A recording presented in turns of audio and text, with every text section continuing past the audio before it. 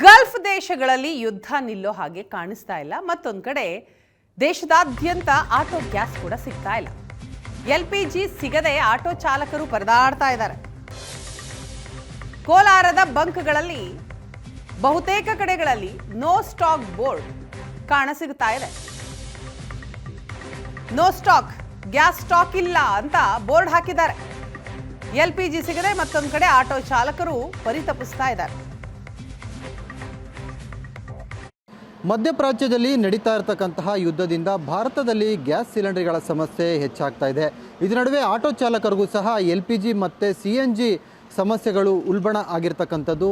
ಹೀಗಾಗಿ ಆಟೋ ಚಾಲಕರಿಗೆ ಈಗ ಕೋಲಾರದಲ್ಲೂ ಸಹ ಇಲ್ಲ ಅನ್ನುವಂಥದ್ದು. ಬಹುತೇಕ ಬಂಕ್ಗಳಲ್ಲಿ ಈಗ ನೋ ಸ್ಟಾಕ್ ಅನ್ನುವಂತಹ ಬೋರ್ಡ್ ಸಿಗ್ತಾ ಇದೆ. ಕಾರಣ ಏನು ಅಂದರೆ ಯುದ್ಧದಿಂದ ಕಚ್ಚಾ ತೈಲ ಬರ್ತಾ ಇಲ್ಲ, ಜೊತೆಗೆ ಇಲ್ಲಿ ಸರಬರಾಜು ಆಗ್ತಾ ಇಲ್ಲ ಅನ್ನುವಂಥದ್ದು. ಈಗ ನೋಡ್ತಾ ಇದ್ದೀರಾ, ಈಗ ಇಲ್ಲಿ APMC ಪಕ್ಕದಲ್ಲೇ ಇರ್ತಕ್ಕಂತಹ ಸರ್ವಿಸ್ ರೋಡಲ್ಲಿ ಇಂಡಿಯನ್ ಆಯಿಲ್ ಬಂಕ್ನಲ್ಲಿ ನಿರ್ಮಾಣ ಆಗಿರ್ತಕ್ಕಂಥ ಒಂದು ಗ್ಯಾಸ್ ಇದು, ಆಟೋ ಗ್ಯಾಸ್ ಒಂದು ಬಂಕ್ನಲ್ಲಿ ಇದು ನೋ ಸ್ಟಾಕ್ ಅನ್ನುವಂಥದ್ದು ಇಲ್ಲಿ ಬೋರ್ಡನ್ನು ಸಹ ಅಳವಡಿಕೆ ಮಾಡಿರ್ತಕ್ಕಂಥದ್ದು. ಯಾಕಂದರೆ ಬಹುತೇಕ ಕೋಲಾರದಲ್ಲಿ ಇದೇ ರೀತಿಯಾದಂತಹ ಬೋರ್ಡ್ಗಳನ್ನು ಹಾಕಿದ್ದಾರೆ, ಎಲ್ಲೂ ಸಹ ಸರಬರಾಜು ಆಗ್ತಾ ಇಲ್ಲ. ಹೀಗಾಗಿ ಆಟೋ ಚಾಲಕರು ಪರದಾಡುವಂತಹ ಪರಿಸ್ಥಿತಿ ನಿರ್ಮಾಣವಾಗಿದೆ.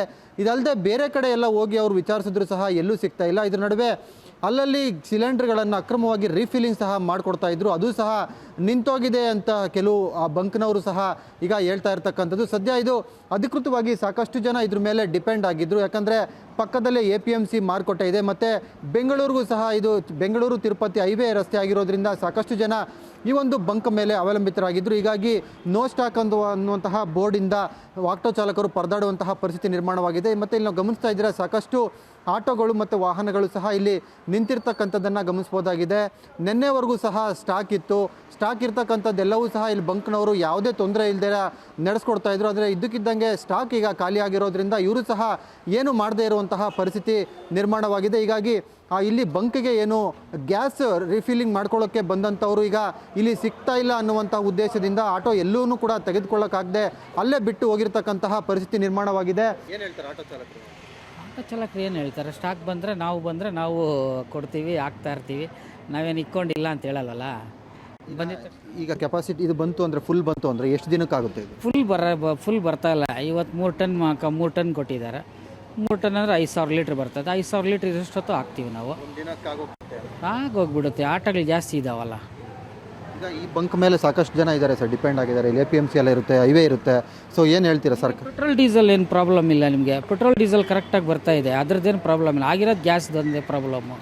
ಎಲ್ಲರಿಗೂ ಏನು ಮಿನಿಮಮ್ ಏನಾಗ್ತಾಯಿದೆ ಅದೇ ಥರನೇ ಹಾಕಿ ಕಳಿಸ್ತಾ ಇದ್ದೀವಿ, ಎಲ್ಲರಿಗೂ ಸಿಕ್ಕಲಿ ಅಂತ.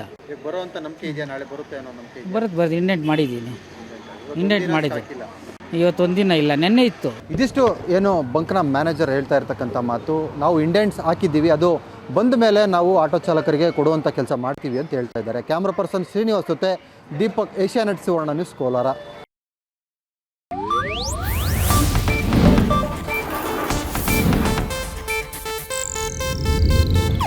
ಇದು ಏಷ್ಯಾನೆಟ್ ನ್ಯೂಸ್ ನೆಟ್ವರ್ಕ್ ಪ್ರಸ್ತುತಿ.